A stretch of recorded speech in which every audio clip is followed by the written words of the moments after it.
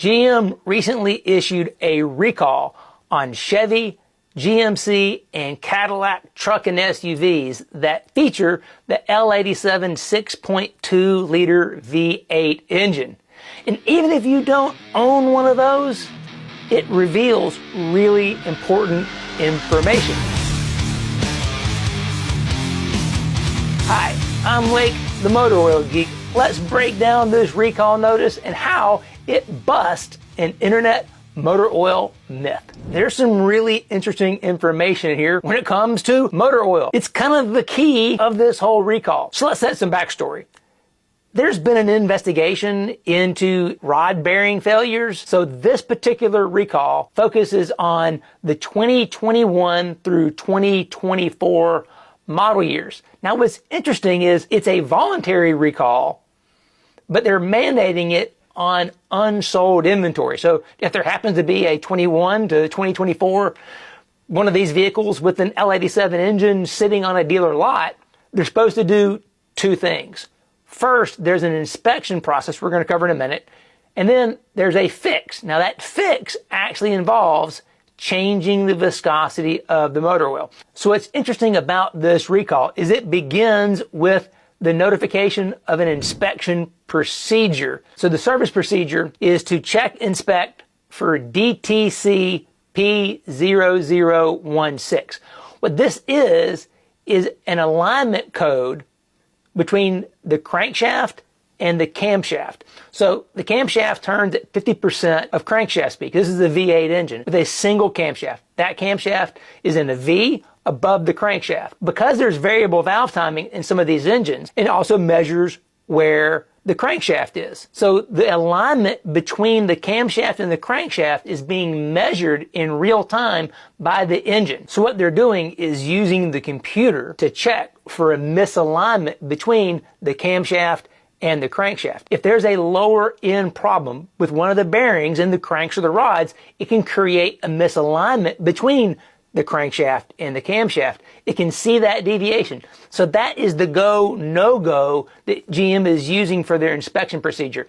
If there's a failure in progress, they're saying we can see that misalignment, therefore just replace the engine, essentially. But if there's not a misalignment, if the failure hasn't happened yet, they're taking corrective action by changing the motor oil viscosity. And this is where things get really, really interesting when you're the motor oil geek. So let's go ahead and talk about what they're changing here with the viscosity. So these engines called for 0W20 from the factory. With this recall, they're changing to 0W40. The reason the 0W40 is a fix or a band-aid for this problem can be found in the Strybeck curve. If you remember from our previous video we've done on the Strybeck curve, there are three stages of lubrication: boundary, mixed, and hydrodynamic. Main bearings and rod bearings operate in the hydrodynamic regime. In the Strybeck curve, where you are in boundary, mixed, or hydrodynamic is determined by three factors: viscosity, speed, and load. In this case, they can't change the speed or the load of the engine. So to increase that bearing film thickness, to protect those bearings in the crankshaft, they're increasing viscosity. Looking at the SAE J300 viscosity grades, you can see that going from a 0W20 to a 0W40 is actually a really big leap in viscosity. We're going from essentially 6.9 to 9.3 centistokes, let's just call it around an average of 8 centistokes, all the way up to the range of 12.5 to 16.3, call it 14 centistokes.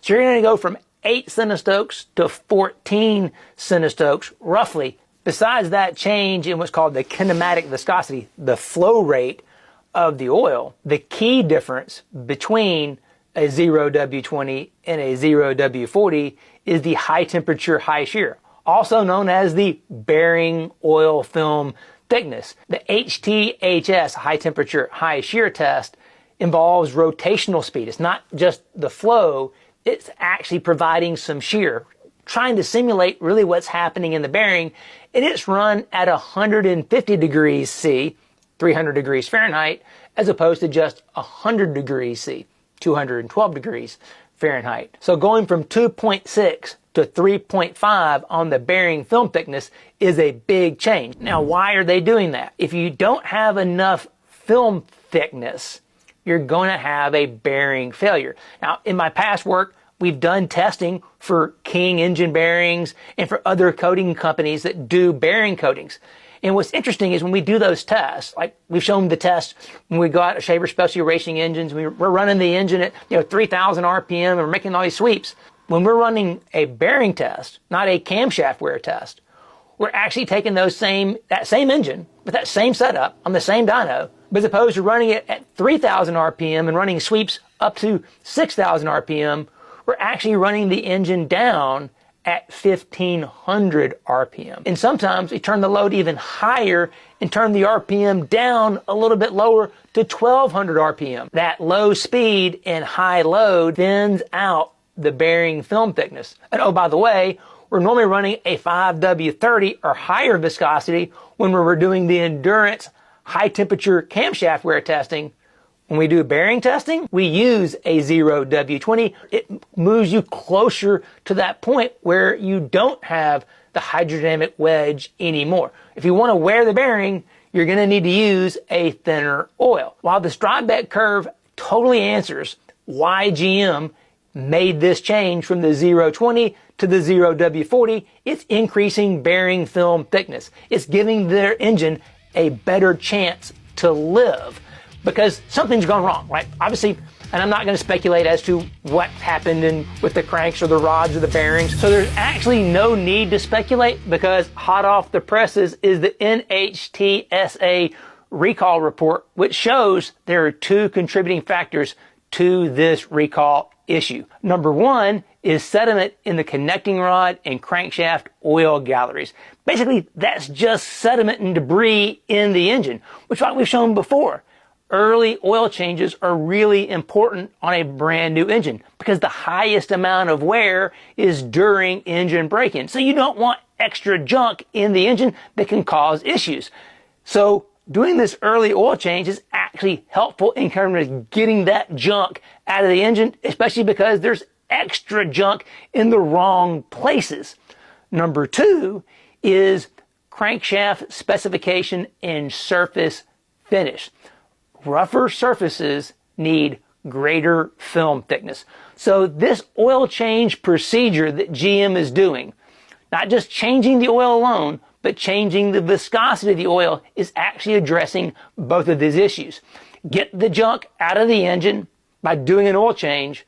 Number two, increase the viscosity, increase that oil film thickness to help compensate for that rougher surface finish on the crankshaft. With the short block on these engines, by increasing the viscosity of the oil, they're able to use tribology to help solve the problem to prevent the engine from failing.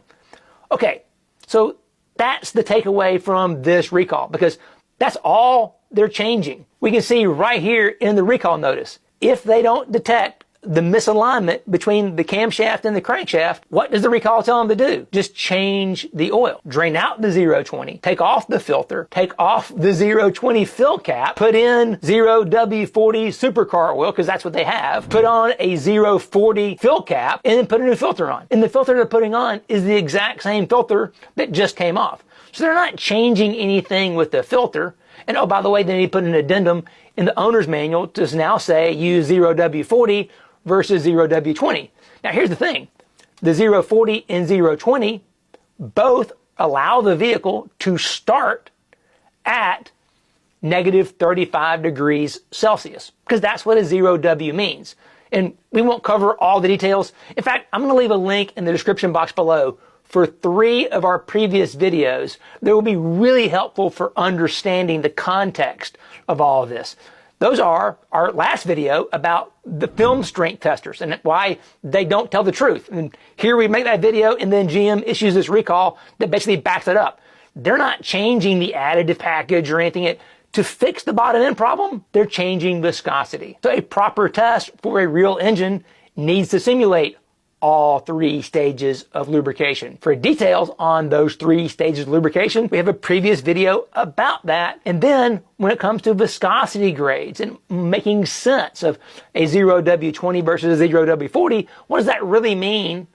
We have a video on that. What viscosity grade? So all 3 of those will be linked in a description box below. I might even make a little playlist of just those 3, the Motor Oil Geek Essentials, so you can check those out and give you some context.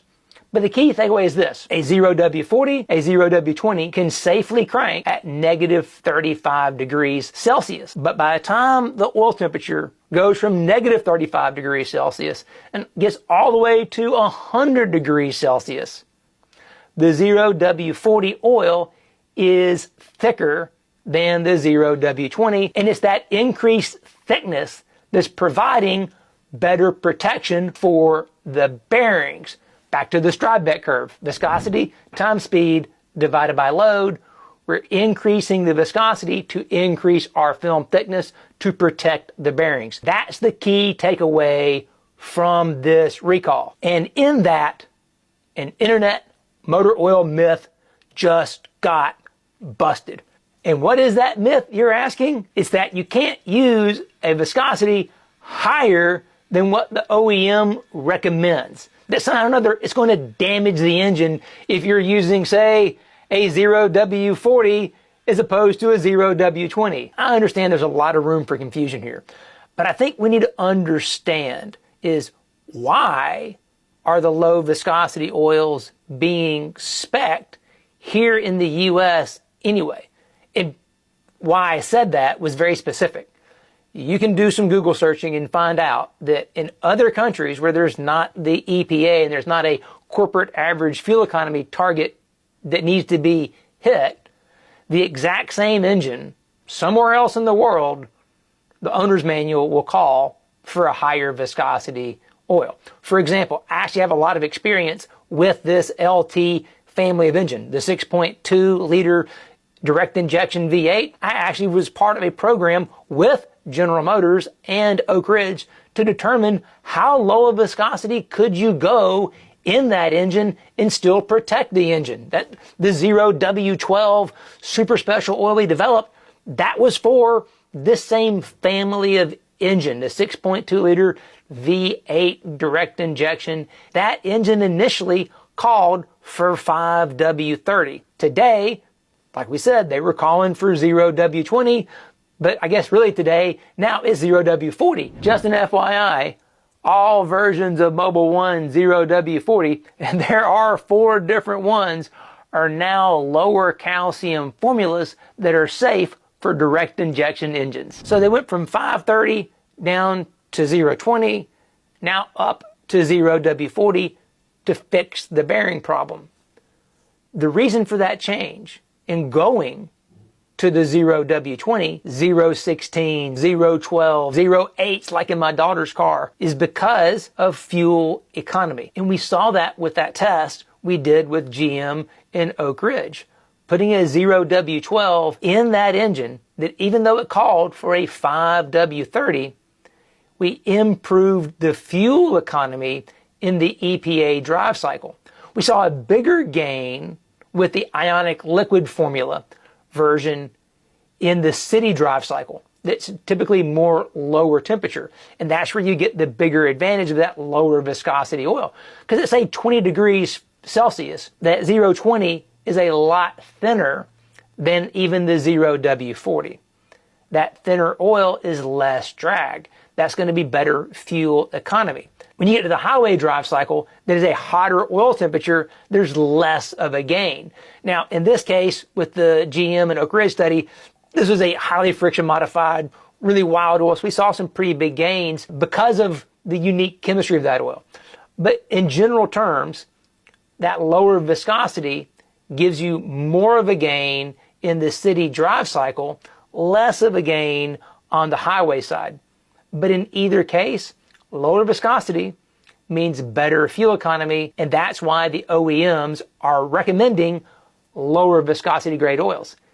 It's not because the engine is going to blow up if you put a thicker viscosity oil in it. Obviously, and GM just proved that with this recall. Besides low viscosity oils, technologies like auto start-stop and displacement on demand are just ways of gaining fuel economy in the EPA drive cycles. Auto start-stop helps during the city drive cycle. Displacement on demand helps gain fuel economy in the highway drive cycle. So these are just ways of gaining fuel economy for the EPA test. And I know people are going to cry foul at this video and me saying that because I've seen the comments. Back to my daughter's car, when I put 016 in a car that called for 0W8, in the comments people were saying, you got to go back to the 0W8 on the next oil change. Like, oh my God, the engine's going to blow up if I don't put the thinner oil back in it. What you don't understand is that all oils change viscosity with temperature. We just showed you that. The colder the oil, the thicker it is. No one drives their car only at 100 degrees Celsius oil temperature. All of these engines are always operating with a wide range of viscosity. Winter, your engine oil is thicker because it's colder than in the summer. People in Alaska and Canada have thicker oil in their car than people in Texas or Florida do, with the exact same oil in the exact same car because of the environment you're in. All oils change viscosity with temperature. What GM is doing by calling for a 0W40 as opposed to a 0W20 is just increasing bearing oil film thickness when the engine is under high load, high temperatures. It's just protecting it from the worst case scenario. That's it. You can put a higher viscosity oil than what's called for in the owner's manual here in the US without damaging your engine. But before everyone runs out and changes their viscosity oil because I said so, know that just because you increase the viscosity of the oil doesn't mean you're getting better engine protection. That's right. Here at Speed Diagnostics, we see, hundreds of oil samples each week, and we've seen where people decide to go from a 020 to a 530 or a 040 in their engine to get better protection because they don't trust that thinner oil. But not every time does that increase in viscosity equate to lower wear metals in the used oil samples. Sometimes it does, sometimes it doesn't. So I would encourage you, if you want to change your viscosity, take a sample with the current viscosity, get a baseline, then change the viscosity, go up a viscosity grade, and then measure again and see, did it help? Because if you go to that higher viscosity oil, you are going to lower your fuel economy, and you might make the engine run hotter. Thicker oils typically make the engines run hotter. We've seen that in the dyno tons of time. So in this case, GM is using tribology to solve the problem by increasing bearing film thickness to counteract a problem they have with the bottom end. They're using it as a Band-Aid. That doesn't mean that you should go out and put a thicker viscosity oil in your engine blindly. If the data says it's better for your engine, then do it. But don't do it without data, right? That's the motto of this channel. Science, not speculation. You don't have to guess. You can do used oil analysis and have data and make a good data-driven decision. If you happen to have one of these L87 engines under the recall, probably a pretty good idea. Go ahead and put some 0W40 in there, protect yourself. If you don't, and you're curious about a higher viscosity oil and what it can do for you, take those samples before and after and see what the science says and follow the data. Hope you enjoyed the video. Thanks for watching.